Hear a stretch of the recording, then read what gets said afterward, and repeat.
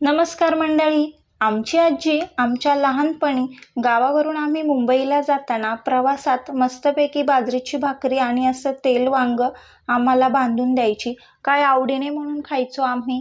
तर म्हटलं आज हीच रेसिपी तुमच्यासोबत शेअर करूया.